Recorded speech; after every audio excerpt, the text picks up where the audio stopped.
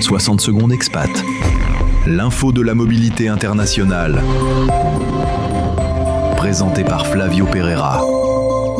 Aujourd'hui, 25 novembre, c'est la journée internationale de lutte contre les violences faites aux femmes. Parfois murmurées dans l'ombre, parfois criées aux yeux du monde, mais jamais elles ne s'éteignent. À cette occasion, penchons-nous sur deux pays où la protection légale des femmes est particulièrement avancée. En Suède, les femmes migrantes peuvent obtenir un permis de séjour basé sur le risque si elles quittent un conjoint violent. La récidive est sévèrement sanctionnée et les victimes disposent d'un accompagnement complet via des refuges et d'une ligne d'aide nationale joignable 24 heures sur 24. De plus, la loi criminalise l'achat de services sexuels, réduisant ainsi le risque d'exploitation et de traite. Et pourtant, malgré ces protections, la Suède fait partie des pays européens avec un des taux de violence, notamment sexuelle, les plus élevés. Presque 200 cas sur un échantillon de 200 000 habitantes en 2023. Un paradoxe qui s'explique notamment parce que la Suède est un pays très inclusif et égalitaire, où les femmes se sentent davantage en sécurité pour déclarer les violences subies, contrairement à certains pays dans lesquels les lois sont fragiles et où la peur étouffe la voix des victimes.